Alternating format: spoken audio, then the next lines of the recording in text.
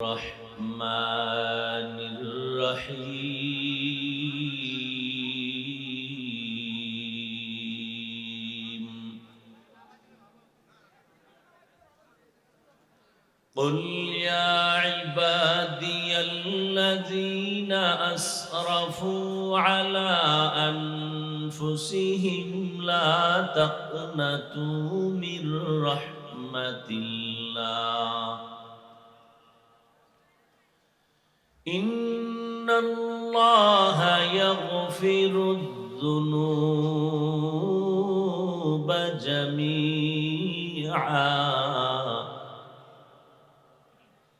إنه هو الغفور الرحيم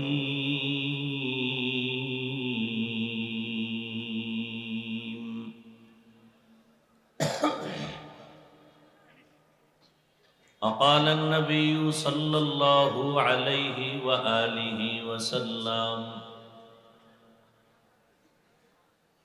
التائب من الذنب كمن لا ذنب له أو كما قال النبي عليه الصلاة والسلام صدق الله مولانا العظيم صدق رسوله النبي الأمي الكريم ونحن على ذلك من الشاهدين والشاكرين والذاكرين والحمد لله رب العالمين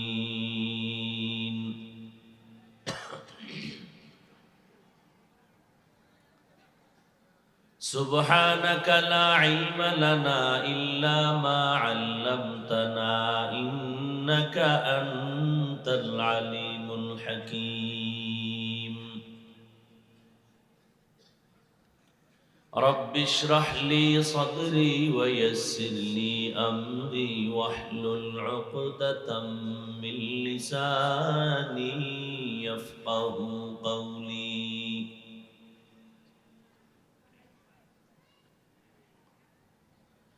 निगाह मुमिन से तो बदल जाती है तकदीर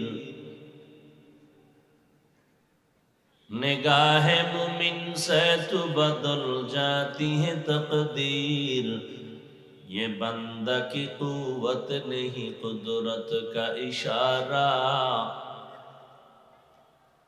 ये बंदा की कुव्वत नहीं कुदरत का इशारा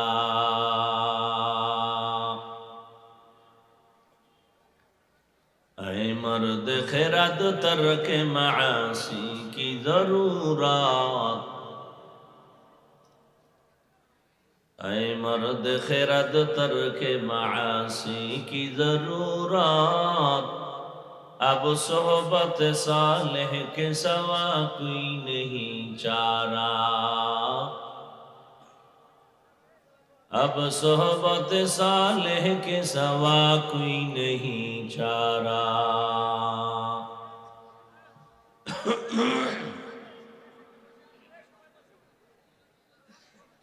मरदूद है पीछे हमें खबर नहीं लेकिन मरदूद है पीछे हमें खबर नहीं लेकिन एक वक्त में हालाक जो अमाल है सारा एक वक्त में हालाक जो अमाल है सारा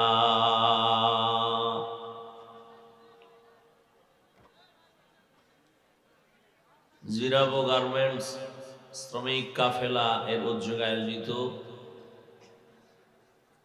সপ্তম বার্ষিক ওয়াজ মাহফিল সমাপনী দিন 16ই ডিসেম্বর 2023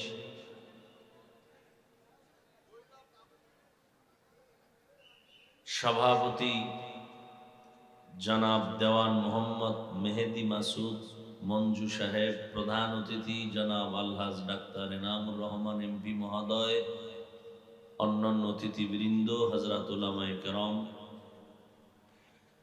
অত্র অঞ্চলের বিভিন্ন জায়গা থেকে আগত আল্লাহ পাকের আশিকিন, জাকিরিন, শাকিরিন, মুহিব্বিন, মুরব্বিয়ানে আযম, কলিজার টুকরা আমার সমবয়সী যুবক বন্ধুগণ, স্নেহের ছোট ভাই, পর্দার আড়ালে মাইকের আওয়াজ শ্রবণরতা মা বোনেরা, আল্লাহ পাকের দরবারে অসংখ্য শুকর যে আল্লাহ অল্প সময় আমাকে এখানে হাজির করেছেন।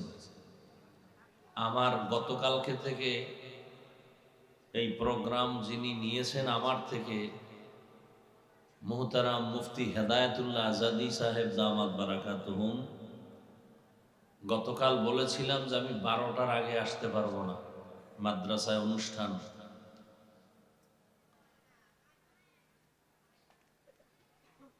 ঢাকাতে আজকে এত পরিমাণ যানজট যেটা কল্পনা করা যায় না। তো শনির আখড়ার রোডে ঢুইকা দেখি এত জাম, গাড়ি ব্যাক করে অনেক দূরে চলে গিয়া আসছি। আরো আধা ঘন্টা আগে আসতে পারতাম যদি আপনাদের রাস্তাটা এত সুন্দর না হইতো। শুকর কষ্টের পরেই শান্তি, ঠিক না?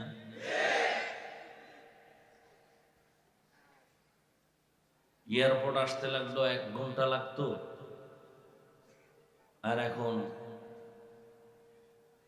রাস্তার উপরে দোতলা দিয়ে আসছি মাত্র 15 মিনিট।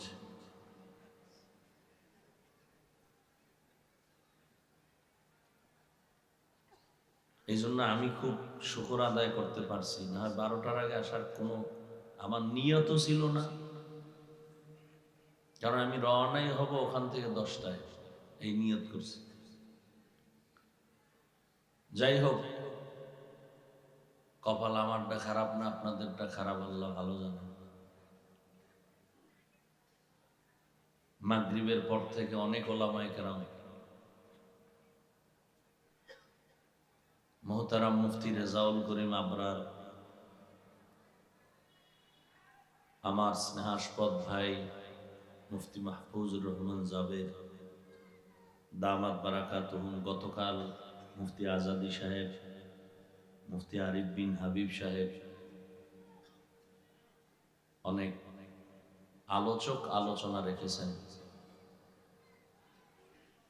সমস্ত উলামায়ে হযরতদের আলোচনাগুলো আমাদেরকে আমল করার তৌফিক দান করেন। উলামায়ে কেরামের ইজ্জতকে আল্লাহ আরো বেশি বাড়ায় দেন। যারা ফেসবুকে লেখার মাধ্যমে, মিডিয়ার মাধ্যমে আলেমদের সম্মান ছোট করার ষড়যন্ত্র করে, এরকম কিছু আছে না নেই? আল্লাহ ওদের হেদায়াত দান করেন।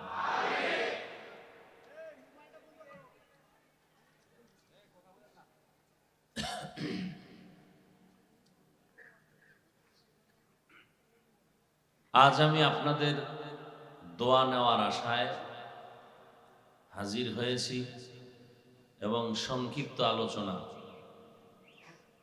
কারণ 2-4 দিন ধরে ঘুম নেই। একটা মানুষের ঘুম বড় নেয়ামত। এক রাতের ঘুম নষ্ট হয়ে গেল ওই মানুষের ব্রেন ঠিক থাকে না, শরীর ঠিক থাকে না, দিক বিদিক হয়ে যায়। আর আল্লাহ এখনো সুস্থ রেখেছেন, লাইন মতো কথা বলতে পারতেছি, এটা আল্লাহ পাকের দয়া। অতএব বেশি রাত করব না। মানুষের সাথে ভালো আচরণ করার সর্বাবস্থায় সর্বোচ্চ চেষ্টা করি।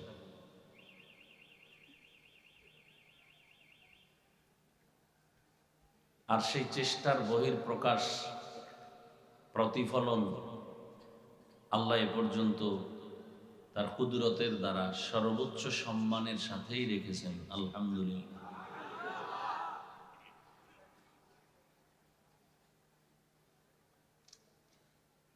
কোরআনে হাকিমের সূরা জুমারের এক আয়াত পড়েছি, রসুলের হাদিস থেকে একটি ছোট হাদিসের অংশ পড়েছি। আয়াত ও হাদিসের আলোকে ইখলাস ও রুহানিয়াতের সমন্বয়ে কিছু কথা বলার মতো, শুনবার মতো আল্লাহ আমাকে আপনাদের সবাইকে তৌফিক দান করেন।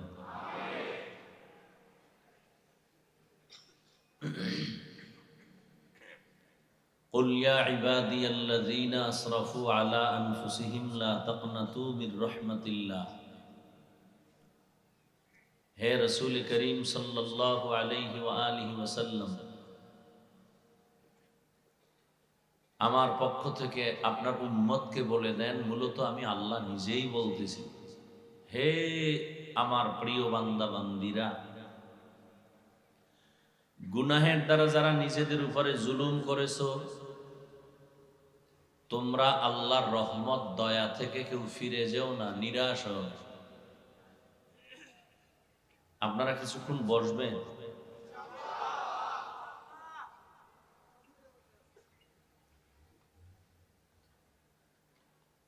এই মাহফিলটা নাকি এই টাইম ছাড়া করে না,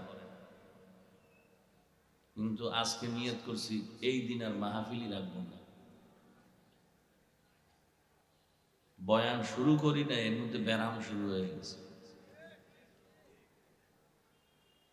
উঠা বসা করলে দেখবেন 2 মিনিটে মোনাজাত দিয়ে দেন, আর হাত উঁচু করে যদি আল্লাহুম্মা আমিন বলি, এই হাত আর নিচে নামবে না। চলতে পারলাম কিনা, আমার মধ্যে কোনো নেফাকি আছে কিনা, আমি মানুষের সাথে কোনো প্রতারণা করে কিনা, মানুষের সাথে 2 কথা বলি কিনা, আমি আল্লাহর সাথে হিসাব করে চলি।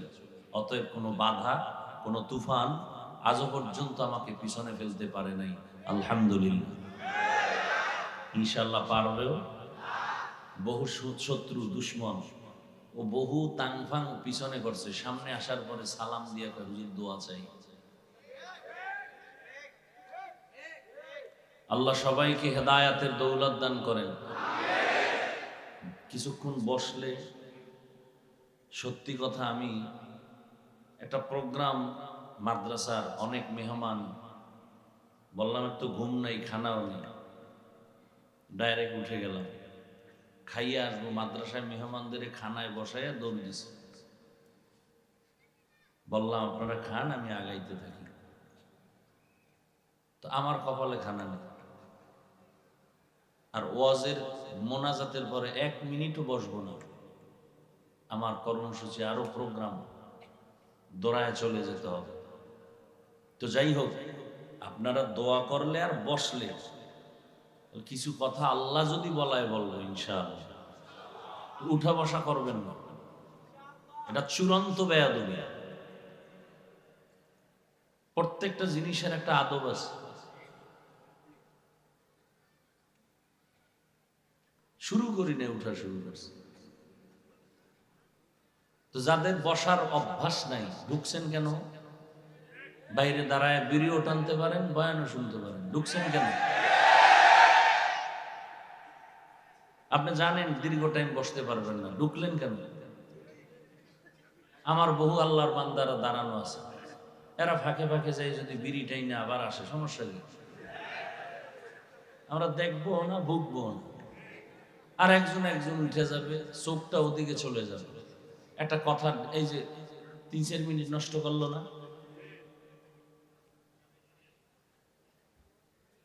আল্লাহ হেদায়াত দান করে। শয়তানে যারে ধরে কাম থুইয়া আকাম করে।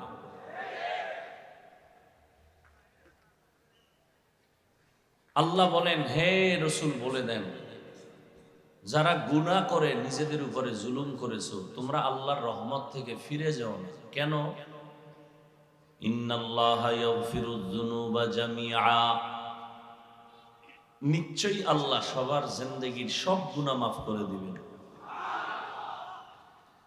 ইন্নাহু হুয়াল গফুরুর রহিম, নিশ্চিত আল্লাহ হলেন চূড়ান্ত ক্ষমাশীল, পরম করুণাময়। নবীজি বলেন হাদিসে, আত-তাইবু মিনাজ যামবি কামান লা যামবা লাহ, গুনাহের থেকে যারা তওবা করে, আল্লাহ এদেরকে এতটা পবিত্র বানায় দেন যে মনে হয় জীবনে কোনো গুনাহ করে নাই।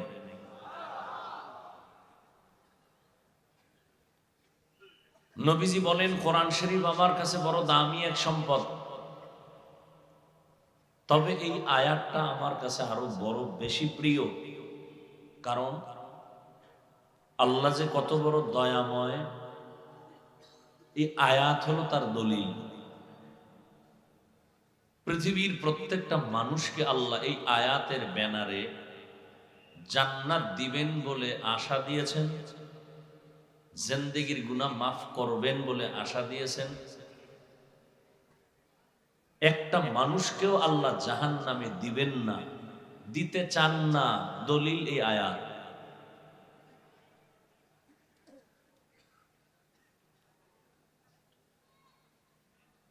এমন একটা শব্দ আল্লাহ ব্যবহার করেছেন যে শব্দের পর্দায় পৃথিবীর প্রত্যেকটা মানুষ শামিল। সেই শব্দটা আরবিতে হলো আব্দ, উর্দুতে বা বাংলায় আমরা বলি বান্দা। বান্দা বলতে গেলে সবাই কার বান্দা? হিন্দুরাও, খুব খেয়াল করেন, বৌদ্ধরাও, খ্রিস্টান, ইহুদিরা আল্লাহর বান্দা। নাকি এখানে আপনাদের কোনো প্রশ্ন আছে আলাদা? খ্রিস্টানেরা ঈসা নবীর বান্দা, ইহুদিরা মুসা নবীর বান্দা, বৌদ্ধ ধর্মের লোকেরা কি গৌতম বুদ্ধের বান্দা? আল্লাহ বলেন সমস্ত বান্দা, তোমরা তওবার দরজায় ফিরে আসো। তুমি গুনাহ করতে করতে করতে করতে বিশাল এক পাহাড় বানাইতে সময় লেগেছে 40, 50, 70 বছর, আর তোমাকে এই বিশাল গুনাহের পাহাড় থেকে পবিত্র করতে আমার 1 সেকেন্ডও লাগবে না।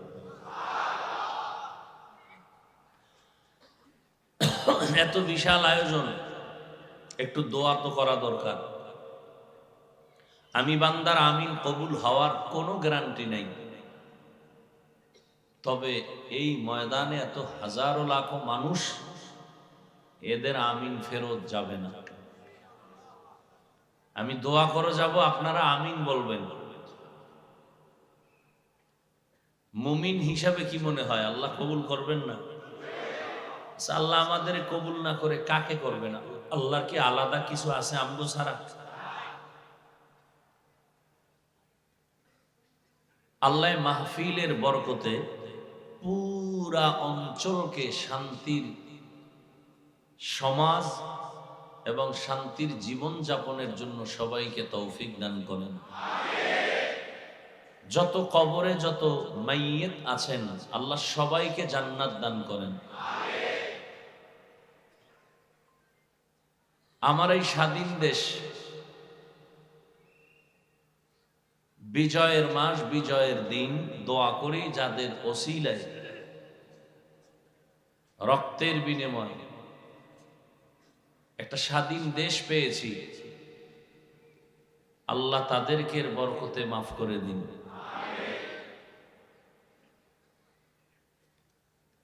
বাংলাদেশে আজ এই পরিমাণ বয়ান হচ্ছে ওপেন মুসলমানের সামনে, পৃথিবীর ভিন্ন কোনো রাষ্ট্রে হবে দূরের কথা, কোনো সুযোগই নেই। কারণ মুসলমানের ঈমান ও তাকবীরের আওয়াজকে বেঈমানেরা প্রচন্ড বেগে ভয় পায়। ওরা এই এতটা ভয় পায় যে মুসলমান যদি এক জায়গায় হয় না জানি ক্ষমতার চেয়ার ভেঙ্গে যায়। কিন্তু আমার দেশে ওপেন এখন আলহামদুলিল্লাহ সমাবেশ চলতেছে, আর এ কারণেই আমরা বহির্বিশ্বের খবর নিলে মনে করি যে আমরা এখনো বাঙালি, বাংলাদেশিরা জান্নাতে বাগানে আছি।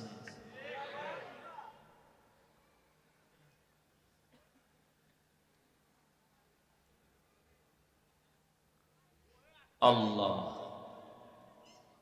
তো বান্দা বললে সব আল্লাহর বান্দা, হিন্দুরাও আল্লাহর বান্দা, ইহুদিরা আল্লাহর বান্দা, খ্রিস্টান আল্লাহর বান্দা।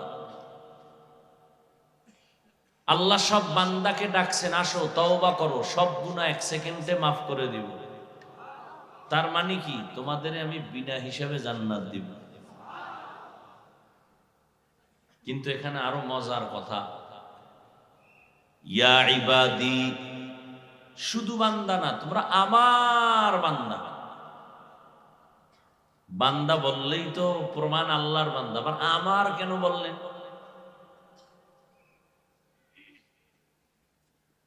কয় আল্লাহ আমার বান্দা বলছেন, বেশি মায়া করেন তো এই জন্য। পৃথিবীতে কেউ কাউকে এই পরিমাণ মায়া করে না যে মায়া আল্লাহ তার বান্দাকে করেন। মাও করে না সন্তানকে, বাবাও করে না। কারণ পৃথিবীর সমস্ত প্রাণীদের মধ্যে মোহব্বত আর ভালোবাসার পার্সেন্ট 1, আর আল্লাহর ভালোবাসার পার্সেন্ট 99।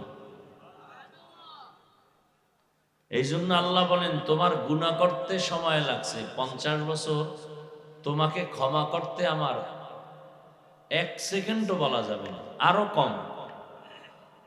তওবা করো, জিন্দেগি তোমার ফুলের মতো পবিত্র বানায় দিন। ইন্তেকাল হবে বিনা হিসাবে জান্নাত।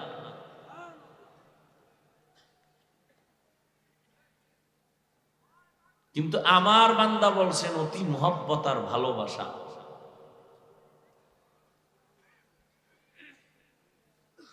এক জবাব। আর এক জবাব হলো, কিছু কিছু বান্দা এই জমিনে আছে যারা আল্লাহর বান্দা কথাটা ভুলে গেছে। আল্লাহ ওদেরকে বলে, এই খ্রিস্টান ধর্মের মানুষ, তোমরা মনে করো ঈসা নবী তোমাদের গুরু, সে তোমাদের সব। আসলে না। খ্রিস্টানদের মধ্যে অনেকে মনে করে ঈসা নবী আল্লাহর ছেলে, আর ঈসা নবীর মা মারিয়াম আলাইহাস সালাম আল্লাহর স্ত্রী। আল্লাহ বলেন ঈসাকেও আমি বানাইছি, মারিয়ামকেও সৃষ্টি আমি করেছি। যারা ঈসাকে খোদা খোদা মনে করো, তোদেরও আমি বানাইছি। এই ইহুদি ধর্মের মানুষ,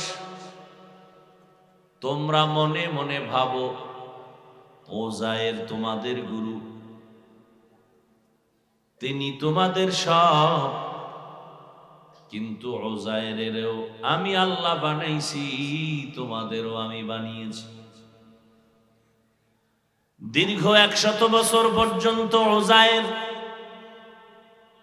মৃত্যুর বিছানায় পড়েছিল। আমি আল্লাহ টানা 100 বছর পর আবার ওজায়েরের জিন্দা বানায় দিছি। কোরআনের ঘটনা। আল্লাহ বলে, ওজায়ের কেমন ঘুমাইলা, কত টাইম তুমি ঘুমাইলা? কয় 1 দিন অথবা তার কম। আল্লাহ কয় তুমি মনে করো 1 দিন বাদ নবী আবার সজাগ জিন্দা হয়ে গেছে। আমরা তো ডেলি মরি, ডেলি জিন্দা হই। কে করেন? ঘুমের সময় কি দোয়া পড়ে জানেন না? খবর নেই? আল্লাহুম্মা বিসমিকা আমুতু ওয়া আহইয়া। আল্লাহ আমি মরে গেলাম তোমার নামে, আমি ঘুমাই নাই, মরে গেছি। রূহে রব্বানি আমার ভেতরে নাই। একটা গাড়ি চলতেছে, মেশিনওয়ালা গাড়ি, ইঞ্জিনওয়ালা গাড়ি। চালক গাড়িটা চালায়, ইঞ্জিন ছাড়া চালক চালাইতেও পারে না, চালক ছাড়া ইঞ্জিনেও গাড়ি টানতে পারে না। ইঞ্জিন স্টার্ট দিয়া গাড়ি বন্ধ করে দরজা লাগায়, ড্রাইভার একটু পার্শ্বে গিয়া বসে আছে। ইঞ্জিন চালু, গাড়ি চলে না কেন? বলে আসল চালক নেই।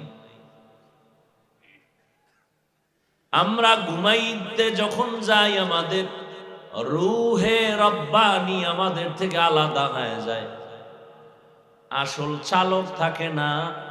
ভেতরের ইঞ্জিনটা টিক টিক করে চলে, কিন্তু আমাদের কথা বলার শক্তি নাই, আসল চালক নাই। যখন আবার আল্লাহ ওই চালকের ফিরায় দেয়, তখন আমার চোখ খুইলা তাকাইতে পারি, কানে শ্রবণ শক্তি ফিরে পাই। ঘুম থেকে উঠা কই আলহামদুলিল্লাহিল্লাযী আহিয়ানা, বাদামা মরার পরে জিন্দা হয়েছি তুমি করেছো, শুকর তোমার। তাহলে ডেলি মরি ডেলি জিন্দা হই, কে করেন? আল্লাহ যদি রুহে রব্বানিটা ফিরাইয়া না দেন, ঘুমের ঘরেই মরণ তো চিরমরণ। এই জমিনের যুবকদের এক বন্ধু আছে মাইকেল জ্যাকসন। যুবকেরা যার গান শুনে হাজারো লাখো ডলার একটা গানে তার হাদিয়া পায়। টাকার পাহাড় বানাইয়া মাইকেল কয়, আমি 150 বছর বেঁচে থাকবো, এর আগে মরব না, আজরাইলের আসতে দিব না।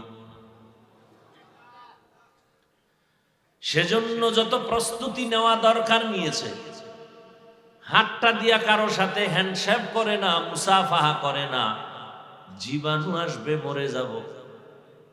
শরীর বাধাই করেছে, চেহারা বাধাই করেছে, খানাটা শতবার চেক করে খায়। অল টাইম মাইকেলের চারপাশে 20 জন ডাক্তার চেক আপ করে। মাইকেলের তামান্না 150 বছর বেঁচে থাকবো, এর আগে মরব না। কিন্তু জীবনের শুরু থেকে মাত্র 50 বছরের কোঠায় যখন পাও রাখলো, একদিন খানা খাইয়া একটু বিশ্রামে গেছে, প্রতিদিনের ন্যায় উঠে যাবে, সামান্য সময় আবার প্রোগ্রাম আছে। ডাক্তার চারপাশে বসে আছেন, সময় মতো উঠে না। ডাক্তারেরা শরীরের মধ্যে টাচ করে দেখে পুরো বডি কাঠের মতো শক্ত, বরফের মতো ঠান্ডা। চিৎকার দিয়া কয়, মাইকেল জমিনের মধ্যে আর জিন্দা নাই। 150 বছরের তামান্না নিয়ে বাঁচলো কত? কাদের কুদরত দারি বরকামাল, আনতা রব্বি আনতা হাসবি জুল জালাল, তুহি কাদের জলিলুল্লাহ জাহাদার, বহর হালে তুহি মেরা নিগাহদার। মরণ থেকে যতই পালাও, মরণ তোমায় নিবে ঘিরি। যদিও সুদূর আকাশ পানে লুকাও, সেথায় লাগিয়ে সিঁড়ি। নদী পথে নৌকা চালাও ও মাঝি ভাই, বেলা ডোবার আগে আমি ওপার উঠতে চাই। ডুবে গেলে বেলারে আর উঠে না, ভেঙ্গে গেলে মেলারে আর জমে না। চোখের সামনে দেখতে দেখতে কত আপনজন হারিয়ে ফেললাম।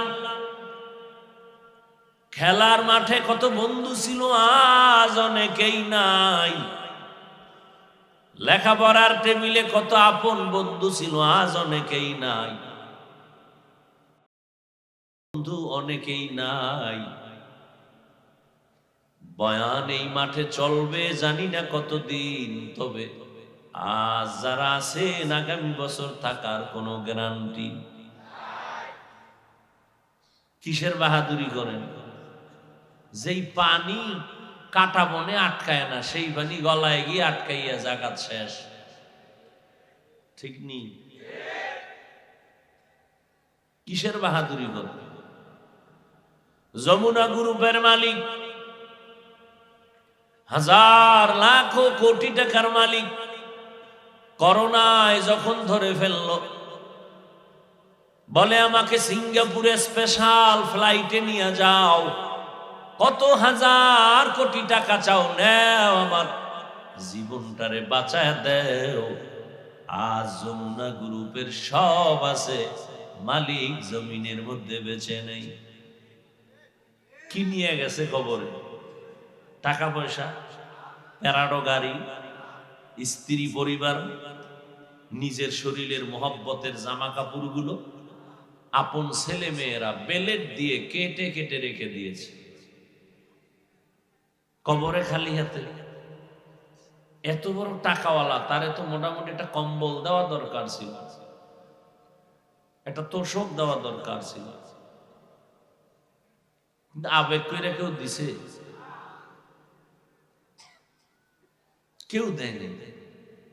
আমি বক্তার জন্য 3টা সাদা কাফন, আপনি রিক্সার ড্রাইভার হলো আপনার 3টা কাফন। বক্তা হিসাবে আমার সম্মানে একটা কাফন কেউ বাড়াবে না। গরিব রিক্সার ড্রাইভার হওয়ার কারণে একটা কাফন কেউ কমাইয়াও দিবে না। আমি ভিআইপি মানুষ, দামি কাপড় পরি। এমপি সাহেবের জামার কাপড়ের দাম অনেক, জুতাটা আলাদা, তার কলমটা আলাদা। এরে আল্লাহর গোলাম, মরণকালে দুনিয়ার কোন দামি কাপড় দেয়া হবে না, মখমলের চাদর না, সবার বেলায় 3টা সাদা দুর্বল মানের কাফন। কবরের সাইজও হবে সমান। কিসের বাহাদুরি করো রে যুবক? নমরুদ, ফেরাউন, সাদ্দাত, হামান, কারুনের থেকে বড় বাহাদুর এখনো নাই, কিয়ামতের আগে কেউ আসবেও। যেই ফেরাউনের এত টাকা, এত ক্ষমতা, ওই সময় ফেরাউনের নজর এত বড় ছিল, যার সামনে দাঁড়ায় কথা বলার সত্যিকারও ছিল না। আজ ওই ফেরাউনের নাম কেউ শুনতে চায় না। কোরআন শরীফে যদি নামটা না থাকতো কেউ জানতো না এই মানুষ রূপে একটা হনুমান দুনিয়াতে ছিল। অভিশপ্ত তার জিন্দেগি, যে আজ মাটি পর্যন্ত গ্রহণ করে না, মশামাছি গ্রহণ করে না। সারা দুনিয়ার মুমিনদের ভেতর কেন বেঈমানের বাড়ি বাড়ি তালাশ করো, ফেরাউন নমরুদ নামে কোনো ছেলে আসেনি। এতটা ঘৃণিত কেন? টাকার অভাব ছিল না, ক্ষমতার অভাব ছিল না, এরপরও সবাই ঘৃণা করে। কারণ কি? এই মিয়া, আপনার যদি কেউ ক্ষতি করে তো না আপনি ঘৃণা করবেন। ফেরাউনের আপনার কোনো ক্ষতি করছে? অথচ বেঈমানেরা ওর নামটা শুনতে পারে না। যারা আল্লাহ মানে না, রসুল মানে না, ওরাও ফেরাউন নাম রাখে।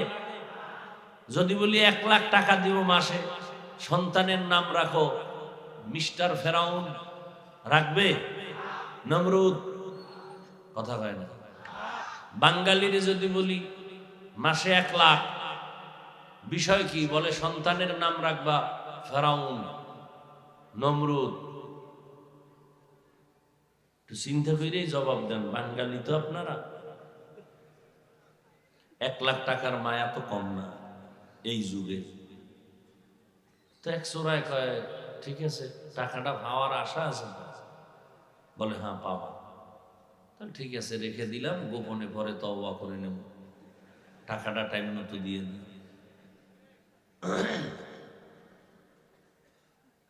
কি আপনারা আশ্চর্য মনে করতেছেনই না? এটা কোনো আশ্চর্য? 1 লাখ টাকা যদি পায় গ্যারান্টি সহ, তো ফেরাউন কা এক সন্তানের নাম 3টা রাখবে, নমরুদ, ফেরাউন, সাদ্দাত। এরা তো ওই বাঙালি যারা এই বেহেশতের বাগানে আসার আগেও বিড়ি, মোনাজাতের ঘরেও বিড়ি। এত মানুষ ফজর পড়ে নাই, জহুর পড়ে নাই, আসর পড়ে নাই, মাগরিব পড়ে নাই, সব পড়ে নাই, এরকম মানুষ এখানে কেউ নাই। জিন্দেগি মে বন্দগি তু করনা হে, जिंदगी में बंदगी तू करना है, जिंदगी बे बंदगी शर्मिंदा शर्मिंदा है जिंदगी बे बंदगी शर्मिंदा है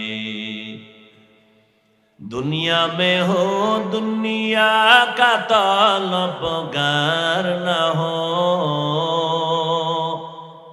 बाजार से गुजर हो खरीदार न हो दुनिया में हो दुनिया का तलबगार न हो बाजार से गुजर हो खरीदार न हो ये दुनिया एक मिसले कागज़ फूल है ये दुनिया एक मिसले कागज़ फूल है जिंदगी में बंदगी तू करना है जिंदगी में बंदगी तू करना है जिंदगी बे बंदगी शर्मिंदा है जिंदगी बे बंदगी शर्मिंदा है अरे अल्लाहर गुलाम ও যুবক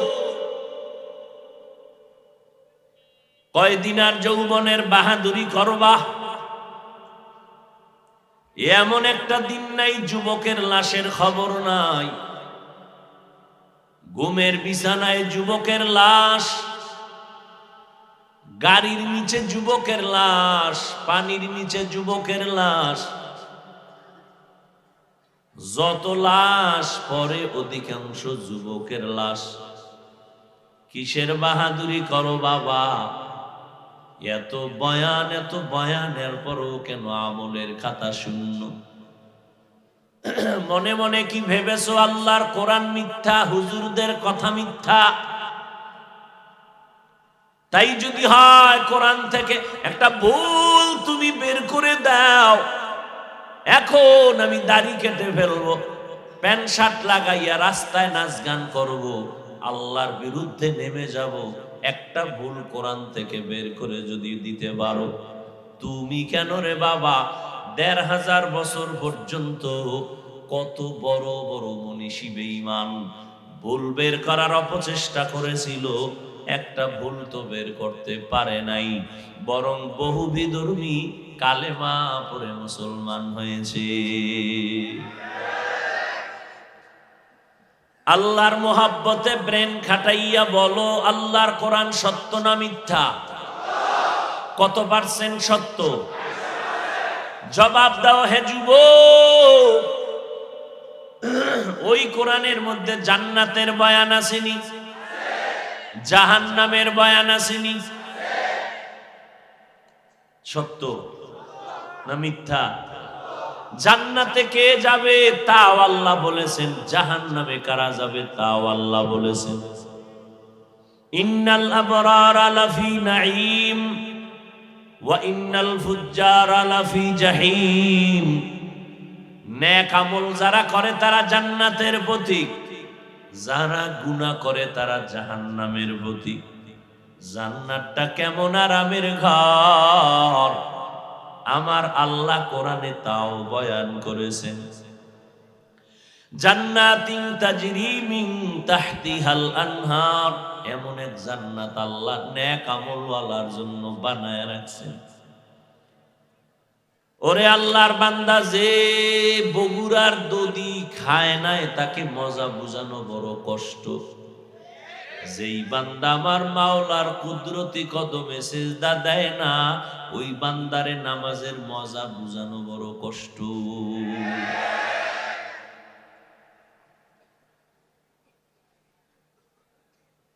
আল্লাহ তাআলার নামাজি নেক আমলওয়ালাদের জন্য এমন জান্নাত রাখছেন যেই জান্নাতের নিচে দিয়া মধুর নহর দুধের নহর এমন জান্নাত মা তাশতাহি আনফুসুকুম, যা চাইবা তাই পাইবা। এমন জান্নাত চাওয়া মাত্র, কথা বলেন না কেন? চাওয়া কি হাত দিয়া মুখ দিয়া না, কল্পনা করবে সাথে সাথে হাজির। আরো আস্তে করে বলেন, যা চাইবে তাই পাইবে। তো এক চোরায় কয় বিড়ি পাওয়া যাইবে না। প্রশ্নটা করেছিল পৃথিবীর যথেষ্ট ইলম এবং আমলওয়ালা বিচক্ষণ এক দার্শনিক, আলেম, বুজুর্গ, আহলুল্লাহ শাহ আতাউল্লাহ বুখারী জান্নাতের বয়ান করতেছিলেন। মা তাশতাহি আনফুসুকুম, যা চাইবা তাই পাইবা। একজন কয় বিড়ি।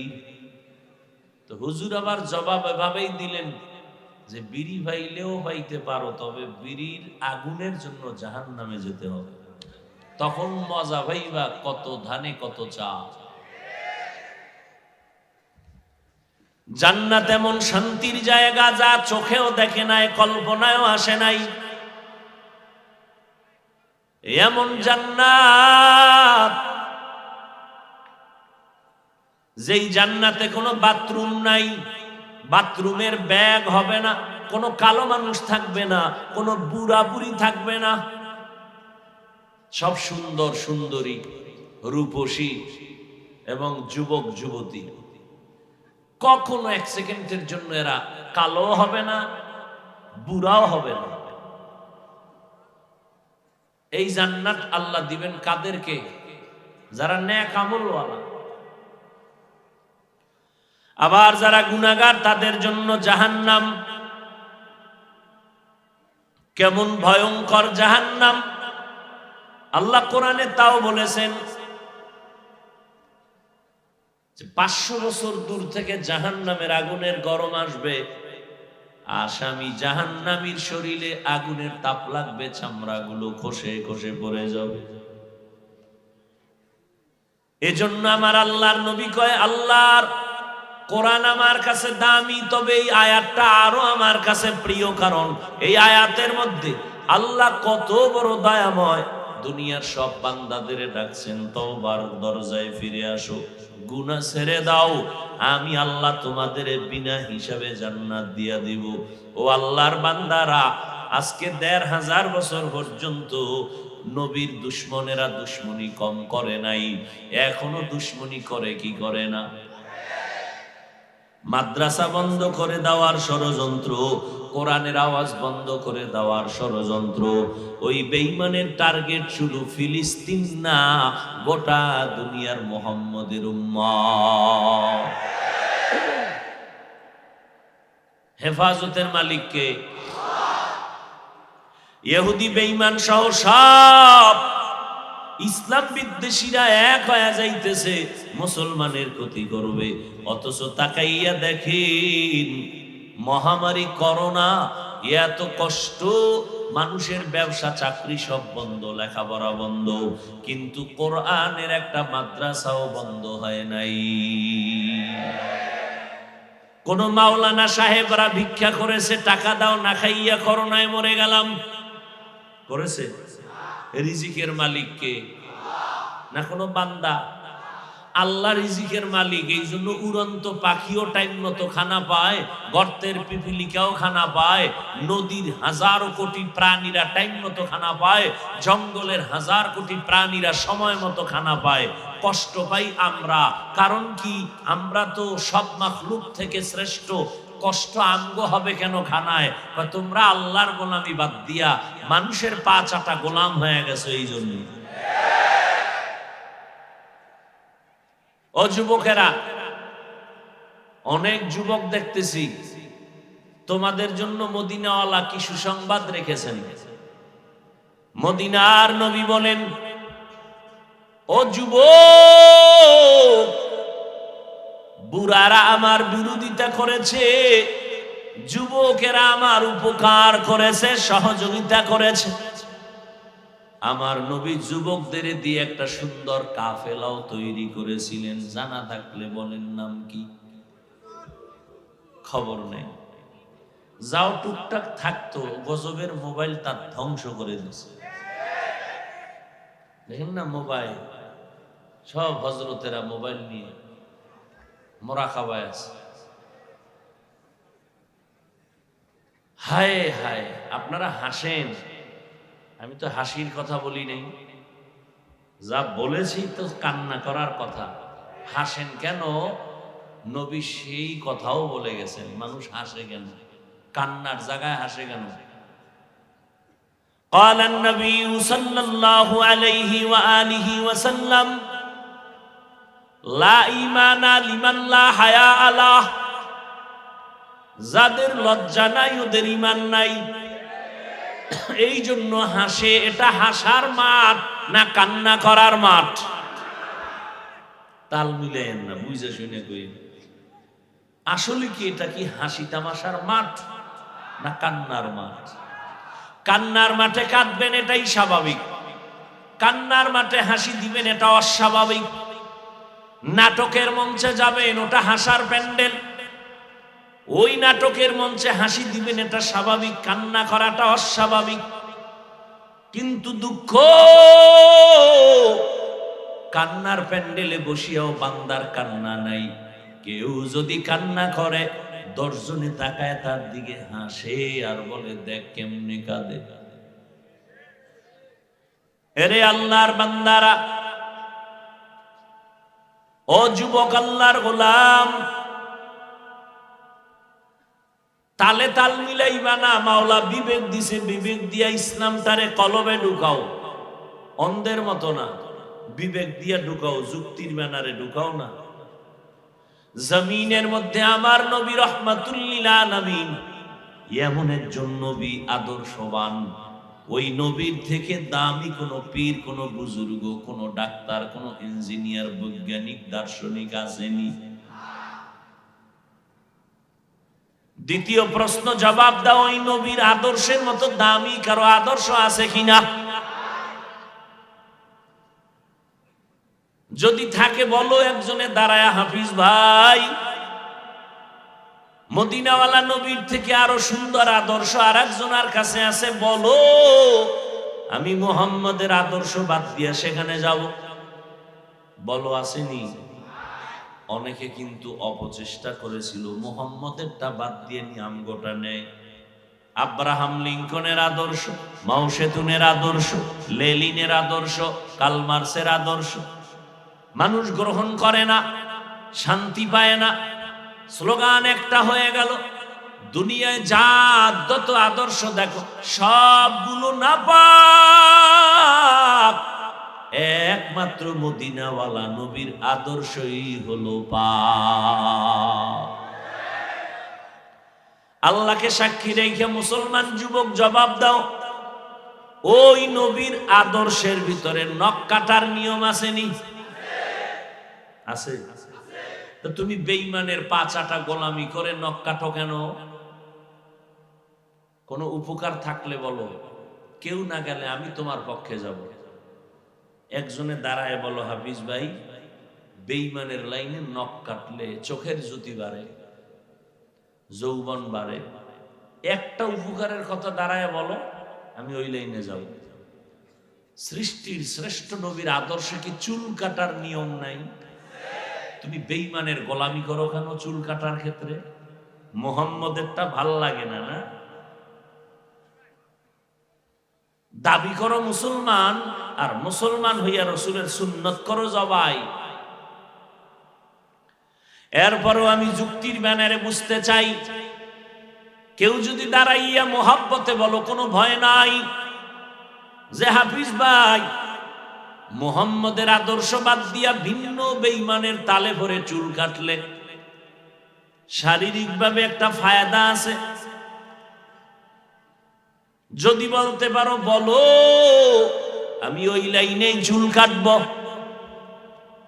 আর যদি বলো বলতে পারো না, তাহলে পাও দুইটা আগায় দেও, আমি নিচে নাইমা তোমার পায়ে হাত রেখে বলবো, আমার নবীর কলিজায় আর বেয়াদবি করে আঘাত করিও না। আমার নবীর সুপারিশ ছাড়া এক একটা মানুষও জান্নাতের দরজায় ঢুকতে পারবে না। আরে আল্লাহর গোলাম, কেন সহজ কথা বুঝো না? পেশগুস্ত আমি বলি না। এই যে এতক্ষণ আমি কষ্ট নিয়ে কথা বলতেছি, আমার বলতে কষ্ট, তারপরও বুঝাই। এই যে এতক্ষণ এত কথা বললাম, একবারও কি বলছি আমার মতো পাঁচকল্লি লাগাও, না হয় তোমার গুনাহ ছাড়া উপায় নাই? বলছি? এই যে এতক্ষণ বয়ান করলাম, একবারও বলি নাই আমি যেরকম হুজুর তুমি আমার মতো হুজুর হয়ে যাও, একবারও বলি নাই। আমি কওমি মাদ্রাসার সন্তান, তোমরা কওমি মাদ্রাসায় না পড়লে জাহান্নামে যাবা, একবারও বলি নাই। আমি দাওয়াত ও তাবলীগের লাইনের সন্তান, তাবলীগ না করলে তুমি জাহান্নামে যাবা, একবারও বলি নাই। আমি আহলে হক পীর মাশায়েখের লাইনের সন্তান, কিন্তু একবারও বলি নাই পীরের কাছে না গেলে জাহান্নামে যাইবা, একবারও বলি নাই। ও যুবক, ভালো করে বুঝো, শুধু কি তাই? যারা স্কুলে পড়ো, কলেজে পড়ো, চাকরি করো, ব্যবসা করো, জীবনে বান্দা তুমি মাদ্রাসায় পড়ো নাই, একবারও বলি নাই ব্যবসা ছেড়ে দাও, না হয় জান্নাত পাবা না। চাকরি ছেড়ে দাও, স্কুল কলেজ ছেড়ে দাও, না হয় জান্নাত হবে না, একবারও বলি নাই। বরং আমি সাহস দিয়া যাই, ওই স্কুল কলেজের ছেলেরা মেয়েরা ওই লাইনে থাইকে তুমি একজন ডাক্তার হও, একজন ইঞ্জিনিয়ার হও, একজন প্রফেসর হও, এটাই আমার দিলের তামান্না। কারণ আমগো দেশে মাওলানার অভাব নাই, এত বেশি মাওলানা হয়েছে, এখন ভণ্ডদের মাওলানাদের উৎপাতে আহলে হক গুলো খুঁজে বের করা কঠিন। আমার দেশে মাওলানার অভাব নাই, মুসল্লির অভাব নাই, জুমার দিন জায়গা হয় না, এত মুসল্লি। এরা সব সুন্দরবন থেকে পালায় আসে, কারণ এই মানুষগুলো ফজরেও নাই, জোহরে আসরেও নাই, তো জুমায় আসলো কোথার থেকে? আসিয়াও পুরা নামাজ পড়ে না, সালাম ফিরাইলে দৌড়। এখানে একজনে দাঁড়ায় বলেন তো, জুমার নামাজ 2 রাকাত আসেনি কোনো হাদিসে? হ্যাঁ, আপনি 2 রাকাত পড়ে দৌড় দিলেন, এত বড় দুঃসাহস দিল কে আপনাকে? গেলেন মসজিদে, তাও আবার 2 রাকাত ফরজ পইরা 4 রাকাত না পড়ার গুনাহ নিয়ে বাড়ি গেলেন। এই নিয়ে আপনার পড়া কপাল, তো গেলেন কেন মসজিদে? সালামের পরে মনে হয় জানো জুমার মসজিদগুলোতে তুফান, কে কার আগে বের হবে। সুন্নতের উপরে কেউ দাঁড়ায় গেলে তার সামনে দিয়া দৌড়ায়, এত বিরক্ত বোধ করে, জুতা নিয়ে যাওয়ারও টাইম পায় না, আর একজনারটা নিয়ে দৌড়। আপনারা খুব কথাগুলো স্বাভাবিক মনে করতেছেন, আর আমি কথাগুলো যদি ধৈর্য ওজন দেওয়া যাইতো, মনে হয় 7 আসমানের থেকে কথাটার ওজন বেশি। এতটা কষ্ট আর দুঃখ নিয়ে ভিতর থেকে বলতেছি। আপনি জুমায় গেলেন, 4 রাকাত সুন্নত সালামের পরে লাগবেই, ডিস্টার্ব কেন? আপনি সুন্নাত না পড়ে আসলেন কেন? এখানে অনেক আলেম ওলামা আছে, জুমার নামাজের সালামের পরে 4 রাকাত সুন্নত পড়তেই হবে, না পড়লে গুনাহ হবে। আগেরটা নিয়ে অনেক মৌলভী সাহেবরা কিছু ডান বাম করেছেন, কিন্তু পরের সুন্নত তো পড়তেই হবে, এখানে কারো কোনো আওয়াজ নেই। মুসাফির যদি থাকে সেটা ভিন্ন কথা।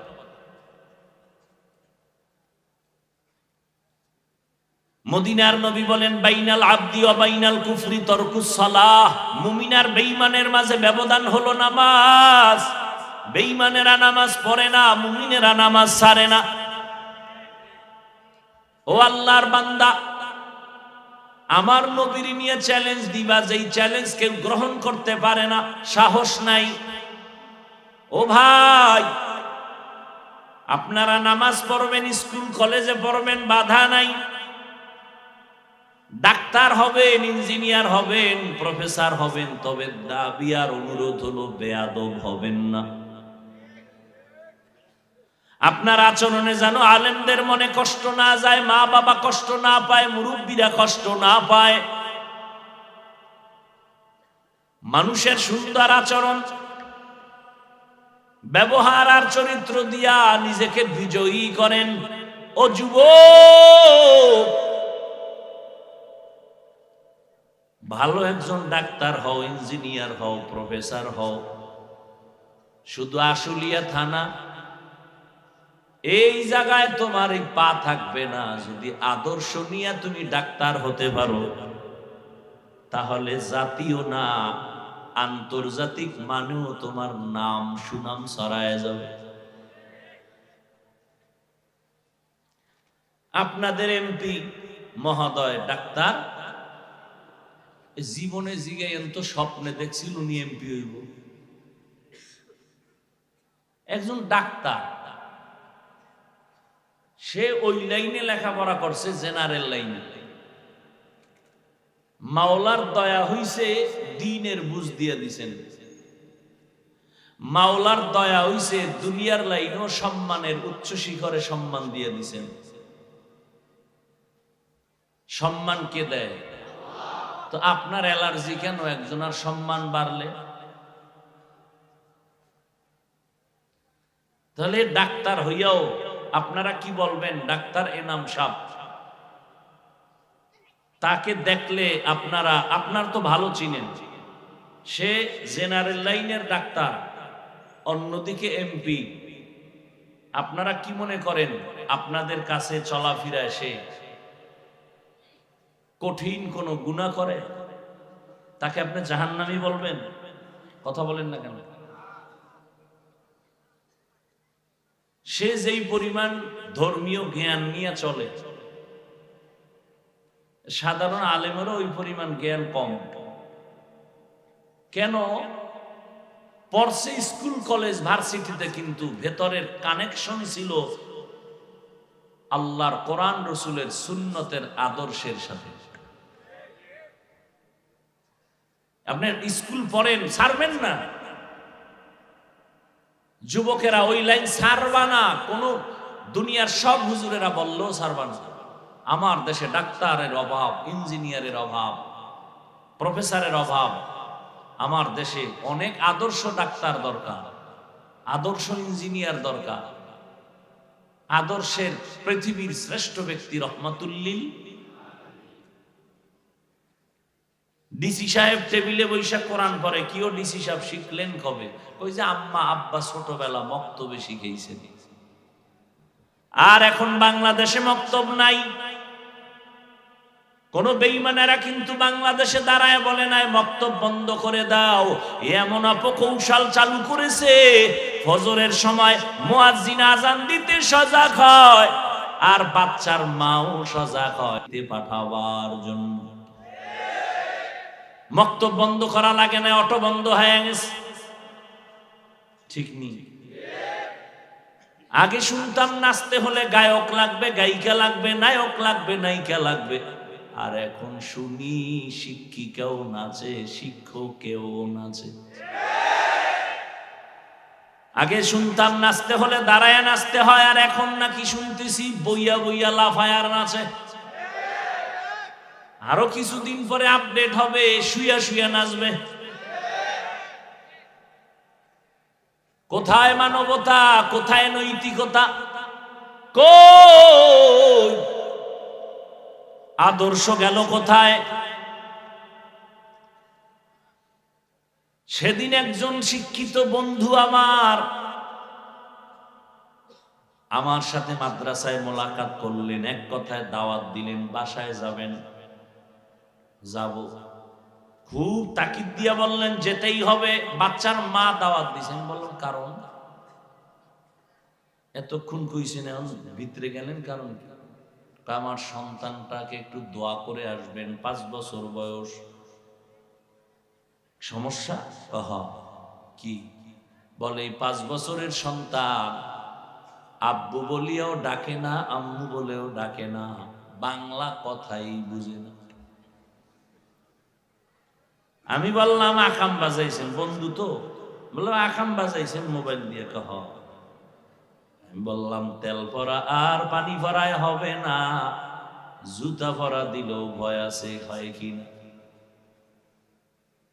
এর থেকে কলঙ্কময় বাপ মা আর কি হতে পারে? অযোগ্য মা বাপ, ছুরি দিয়া কল্লা কাটা, ডাইরেক্ট না দিয়া ইনডাইরেক্টলি মোবাইল দিছে ওর জীবনটাকে জবাই করার জন্য। দেখেন না কত বাপ মা মোবাইল দিয়া বাচ্চারে পাঠায় দিছে জাওয়াজের প্যান্ডেলে। এক আল্লাহর বান্দা খুব শিক্ষিত, কয় হুজুর আমি তো মোটামুটি একটা বলদ, কিন্তু আমার বাচ্চাটা মোটামুটি খুব ব্রেনি, ইঞ্জিনিয়ার ফেল। মোবাইলের এমন কোন সিফা নাই যে সিফার খবর নেই। আপনারা হাসেন, সন্তান আব্বাও কয় না, আম্মাও কয় না, তো মা বাবা বুঝে মা না কইলে কি কষ্ট। মোবাইলের কারণে সব ধ্বংস। এ যুবকেরা, মোবাইল তো চালাবি, জিব্রাইল বললেও কথার কথা ফিরবা না, কারণ মা ছাড়তে রাজি, বাপ ছাড়তে রাজি, টাকা পয়সা বাড়ি ঘর ছাড়বে, মোবাইল ছাড়বে না। যেহেতু মোবাইলটা নিয়ে জাহান্নাম পর্যন্ত যাবি মান্যত করছো, মাঝে মাঝে আমি একটু পরামর্শ দিয়ে যাই, মানিস কাজে লাগবে। ডাক্তার হইলেও কিন্তু জ্ঞান থাকবে চতুর্মুখী, না হয় আগাইতে পারবি না। তাহলে ওই সিফাগল্লির মধ্যে বইয়া একটা কাপুরের ব্যানার লয়ে বইতে হইব যে আসো, কোন রোগীর ফেরত নাই, বাঁচাইতে না পারলেও মরার কনফার্ম টিকিট দিব, আসো। আর যদি ডাক্তার ভালো হতে চাও, ইউটিউব দেখো, গুগলে যাও, আকাম না কইরা একটু জ্ঞান অর্জন করো, সৌরজগৎ নিয়ে গবেষণা করো, মানুষের ব্রেন নিয়ে গবেষণা করো, চোখ নিয়ে গবেষণা করো। আসমান থেকে জমিন, এখান থেকে 500 বছরের দূরত্ব প্রথম আসমান, এরপরে খালি জায়গা, আবার 500 বছরের অতিক্রম পথ পেরিয়ে দ্বিতীয় আসমান। এই রকম আসমান আছে কয়টা? জমিন কয়টা? 7 আসমান 7 জমিন। আল্লাহ বানাইতে সময় নিছেন 6 দিন। কয়দিন? আর আপনার আমার মতো একটা বান্দা 1 হাত লম্বা, 1 থেকে 1.5 কেজি ওজন, নাপাক পানির থেকে মায়ের গর্ভে আমার আল্লাহ আপনাকে আমাকে বানাইতে সময় লাগাইছেন 6 মাসের মতো। এত বিশাল আসমান, এত বিশাল 7টা জমিন বানাইতে টাইম, আর আপনার আমার মতো 1.5 ব্যাটারিরে বানাইতে কত টাইম? বুঝেন কিছু? এত টাইম লাগায় আপনারে বানাইবেন, 1.5 কেজি ওজনের বাচ্চাটা বানাইতে এত টাইম কেন?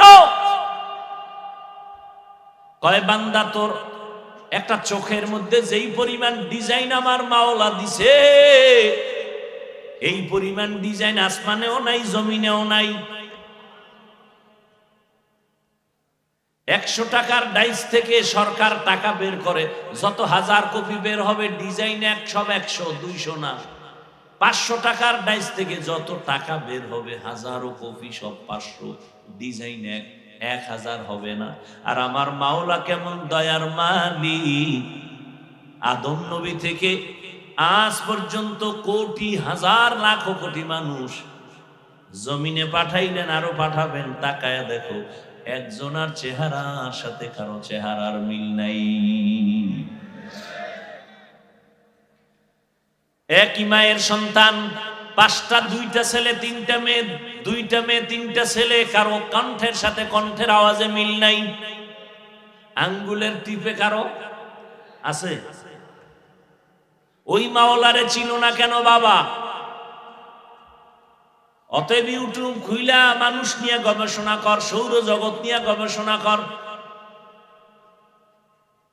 আল্লাহ আসমান কেমনে বানাইছেন, জমিন কেমনে বানাইলেন, সূর্য কেমনে বানালেন, বেঈমানেরা গবেষণা করে আর মুসলমান হয়।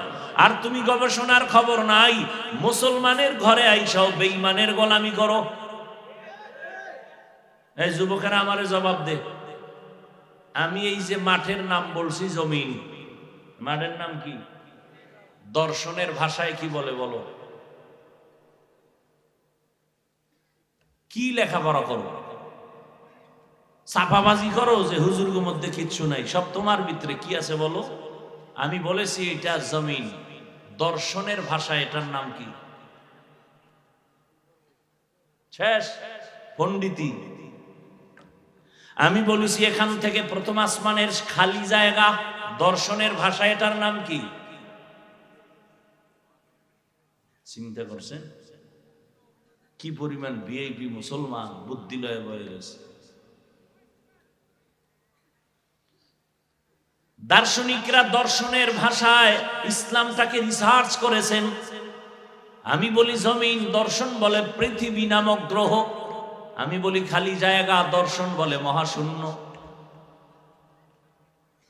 আরে যুবক, এখন তো গোটা দুনিয়াটা মোবাইলে ঢুকানো। গুগলে সার্চ দাও, গবেষণা করো, কাগজ কলম নিয়ে লেখো। এক সময় ডাক্তার হলো জ্ঞান লাগবে। সেদিন এক ডাক্তারের 42 মিনিটের লেকচার, রসুলের একটা হাদিসের একটা শব্দ দিয়ে 42 মিনিট লেকচার দিছে এক ডাক্তার।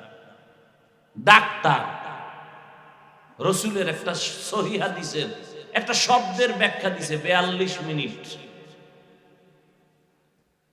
আধা ঘন্টার জন্য লেকচার দিতে ওনাকে হায়ার করে নিয়ে যায়। কি চিন্তা চেতনা নিয়ে বসে আছে। আজকে কি বল, ইসরায়েল ছোট একটা রাষ্ট্র, আমরা মুসলমান ধাক্কা দিলে এদের উপায় আছে? গোটা দুনিয়াটারে গরম বানায় রাখতেছে। কারণ তোমার মতো বাথরুম বোঝাই করে না। ওরা খানা খায়, ওটা গবেষণা করে, খানার ভিতরে গবেষণা, ঘুমের ভিতরে গবেষণা। এজন্য ওরা আগায় গেছে। এজন্য আল্লাহ কোরআনে বারবার বলে আফালা তাতাফাক্কারুন আফালা তাকিলুন আফালা তুবসিরুন। ও যুবক আল্লাহর গোলাম, কি সন্তান দুনিয়াতে জন্ম নিয়া কবরের দেশে যাইতেছ রে যুবক। একটা ঘটনা বলে আমি মোনাজাতের দিকে যাব। বয়ান হেদায়াত দিতে পারে না, যদি পারতো তো আমার নবীর বয়ানে তো ভেজাল ছিল না। এরপর আবু জাহিল্লা নবীর বয়ান শুনলো, কালেমা পড়ে নাই। ভালো করে শুনে নাও, সন্তানের বাবা যারা আছেন, পর্দার আড়ালে সন্তানের মা যারা আছেন শুনে নেন, যুবকেরাও শুনে নাও। দুইটা ভাই, ঘটনা আমি অনেক জায়গায় বলেছি। দুইটা ভাই, ছোট ভাই আগে বিবাহ করে ফেললো, বড় ভাই এখনো বিয়ে করে নাই। দীর্ঘদিন পরে ছোট ভাই বলে, বড় ভাই বিয়া করলা না কেন? করবা না? কয় মাইয়া মনের মতো পাই না। ছোট ভাই মনে করলো দেশে কি মাইয়ার অভাব, মনে হয় সম্ভ্রান্ত কোন পরিবারের মেয়ে চায় শিক্ষিতা।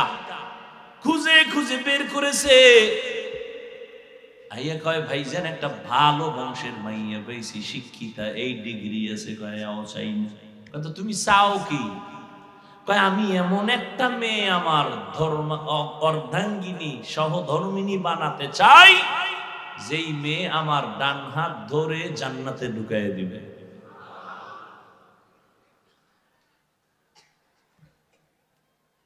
ছোট ভাই কয় তোমার কপালেই মাইয়াও নাই, বিয়াও নাই। বড় ভাই একটা পয়েন্ট আউট করে কয় ভাই শোন, যদি আমার নিয়ত খাঁটি হয় আগে পরে আল্লাহ আমারে আশা পূরণ করবেন। কিছুদিন পরে খবর আসলো, পাশের এলাকায় এক বুজুর্গ মসজিদে মাঝে মাঝে আসেন, এলাকাবাসীর জন্য দোয়া করেন। ফজরের সময় দৌড়ায় গেলেন, বুজুর্গ আল্লাহওয়ালার দোয়া নিলেন। বিয়া করেছো? করি নাই। বয়স কত? এত। বলে সীমা পেরিয়ে যাচ্ছে, বিয়া করো না কেন? বলে মেয়ে পাই না। কি মেয়ে চাও?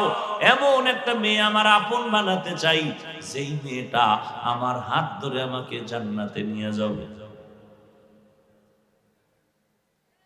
আর আপনারা কি নিয়ত করেন? হুন্ডা দিবে, হুন্ডায় চড়াইয়া রমনায় নিয়ে যাবে। বিয়া করবেন এমন মেয়ে, যেই মেয়ের টাকা দিয়া জালেমের খাতায় নাম লেখায় বিদেশের ভিসা নিয়ে বাহিরে যাবে। আল্লাহ হেদায়াত দান করুন। হঠাৎ হুজুর কথা বলতেছেন, ঠিক এমন সময় মসজিদের বাহিরে জানালা থেকে একটা কচি কণ্ঠে মেয়ের সালাম, হুজুর আমি এই এলাকার কন্যা সন্তান, আমার আব্বা অসুস্থ, দোয়া করবেন। হুজুর বলে, মা তোমার বিবাহ হয়েছে? হয় নাই। কেন? বলে, মনের মতো সন্তান পুরুষ পাই না। কেমন চাও? বলে, এমন একটা স্বামী আমি চাই যে আমার হাত ধরে আমাকে জান্নাতে ঢুকায় দিবে। এক হাতে তালি। বিনা বাতাসে নদীর পানি নড়াচড়া করে না। স্বামী আর স্ত্রীর মন এক না হলে ওই ফুলের বাগানে ফুল ফুটে না। যুবক কয়, হুজুর এমন নাই, এই তো চাইছি, জানি না কপালে আছে কিনা, আপনি যদি একটু দোয়া করেন। খবর নিয়ে বলে, এই মেয়েটা ভালো, তবে বাবা গরিব। বলে, আমার লাগবে না, আমি এমন মেয়ে চাই। হুজুর মধ্যে থেকে প্রস্তাবের মাধ্যমে বিবাহের বন্ধন করায় দিলেন। এইবার স্বামী আর স্ত্রী দাম্পত্য জীবনে ঢুকিয়া মাওলার কাছে দোয়া করে, নামাজ পড়ে, রব্বি হাবলি মিন লাদুনকা যুররিয়াতান তাইয়্যিবাতান ইন্নাকা সামিউদ দুআ। মাওলার কাছে চাইতে হয়, আল্লাহর কাছে দুজনে দোয়া করে, আল্লাহ নেককার সন্তানের ব্যবস্থা করে দেন। নামাজ এক ওয়াক্ত কামাই নাই, তাহাজ্জুদের মুসাল্লায় দাঁড়ায় দুজনে কান্না করে দোয়া করে। ঘুমের থেকে স্ত্রী আগে উঠলে স্বামীরে নামাজের জন্য ডাকে, স্বামী উঠলে স্ত্রীকে ডাকে। আল্লাহ দোয়া কবুল করে একটা নেককার সন্তান দিছেন। এই সন্তানকে আদর্শওয়ালা বানায় বড় করলেন। আজও গোটা দুনিয়ার মুসলমান ওই সন্তানের নাম স্মরণ করে আর কলিজা ভরে দোয়া করে। গুগলে সার্চ দিয়া দেখবা সেই সন্তানের নাম। ওই সন্তান আদর্শ মা বাবার আদর্শ নিয়ে গোটা দুনিয়াটাকে বিজয়ের পতাকা উড়াইয়া, বিশেষ করে মিশর, সিরিয়া বিজয় করে ফেললো। ওই মা বাবার সন্তান বেঈমান জালেমের হাত থেকে প্রথম কিবলা বাইতুল মাকদিসকে হাতে নিয়ে নিল। ওই সন্তান অন্য কেউ না, ইতিহাসের পৃষ্ঠা খুঁজো, গুগলে নাম লিখে সার্চ দাও, ওই একজন মা বাবার আদর্শ সন্তান, মুসলমানের ইতিহাসের পাতায় স্বর্ণাক্ষরে লেখা সুলতান সালাউদ্দিন আইয়ুবী রহমাতুল্লাহি আলাইহি। ইতিহাস পড়ো, সালাউদ্দিন আইয়ুবীর নাম লেখা গুগলে সার্চ দাও। কেমন মায়ের সন্তান দেখো। এরে আম্মা জানেরা, ও বৃদ্ধ বাবাজিরা, ও যুবক, কয়দিন আর বাহাদুরি করবা? তুমিও মুসলমান, আমিও মুসলমান, তোমার আল্লাহ আমার আল্লাহ এক, তোমার আমার নবী এক, কাবা এক, ধর্ম এক, কালেমা এক। কিন্তু তোমার টুপি মাথায় দিতে লজ্জা লাগে, আমার টুপি না দিলে লজ্জা লাগে। তোমার দাড়ি রাখতে লজ্জা লাগে, আমার দাড়ি না রাখলে লজ্জা লাগে। তোমার মসজিদে ঢুকতে লজ্জা লাগে, আর আমার না ঢুকলে লজ্জা লাগে। কেমন মুসলমান? ও যুবক, এখনো কি সোজা হইয়া চলবা না? নামাজ তো জীবনে কম ছাড়ো না, আর কত ছাড়বা? বন্ধু বান্ধবী নিয়ে আড্ডা দিয়া গুনাহ তো কম করো না, আর কত করবা? আসো আল্লাহর কাছে তওবার দরজায়, কারোর শুনানো লাগবে না, মনে মনে একা একা আল্লাহরে বলো, আল্লাহ আমি আর গুনাহ করব না।